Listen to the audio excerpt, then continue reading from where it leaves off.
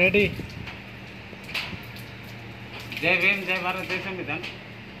আজকে যে বিশেষ কারণে এই ভিডিওটা করা হয়েছে আপনারা সকলেই জানেন। আজ নতুন করে আমি আমার পরিচয় দেওয়ার প্রয়োজন নাই, যদিও যারা নতুন এসেছেন সংগঠনে তারা অনেকেই জানেন, আবার অনেকে জানেন না। আমার নাম কাঞ্চন পাউরিয়া, পুরুলিয়া জেলা কমিটির অন্যতম সদস্য, পশ্চিমবঙ্গ বাউরি সমাজ কল্যাণ সমিতির একজন মেম্বার।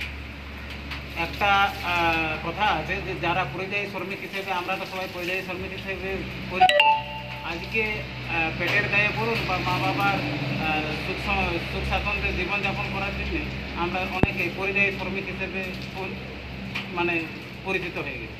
আজকে বাধ্য হয়ে আমি গোয়াতে কাজ করতে এসেছি আমার পরিবারের কিছু মুখে হাসি ফোটানোর জন্য।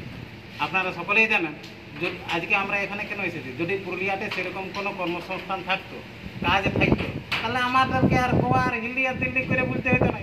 তাহলে মেন ব্যাপারটা হচ্ছে যে পুরুলিয়ায় কোনোরকম কোনো কর্মসংস্থান না থাকার জন্য আমাদের এই শিক্ষিত যুবকরা, শিক্ষিত কিন্তু মনে রাখবেন তারা কিন্তু অশিক্ষিত নয়, তারা যথেষ্ট শিক্ষিত, তাদের শিক্ষাগত যোগ্যতা থাকার ফলেও তারা সেরকম কোনো কাজ পায় না।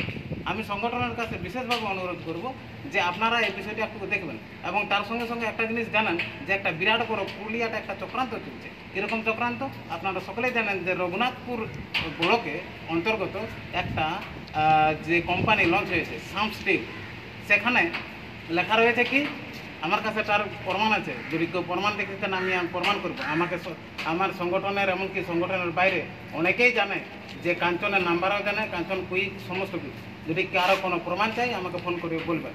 সেখানে লেখা আছে কি যে যদি সাম স্টিল কোম্পানিতে আপনাকে চাকরি বা কাজ করতে হয় তাহলে ইন্টারভিউ দিতে যেতে হবে ছত্তিশগড়।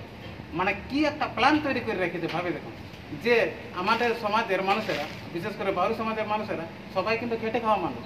দু চারটা এমন মানুষ আছে যারা এ ডিগ্রি বি ডিগ্রি হয়ে একটা ভালো রকম পর্যায়ে পৌঁছেছে, কিন্তু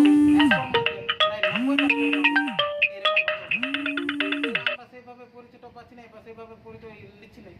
যদি এই যে একটা ইন্টারভিউ দিতে গেলে সাম স্টিল কোম্পানি চাকরি বা কাজ পাতে গেলে আমাদেরকে ছত্তিশগড় যদি ইন্টারভিউ দিতে যেতে হয় তাহলে আমরা আর পারবো না, কারণ টাকা পয়সার অভাব আমাদের।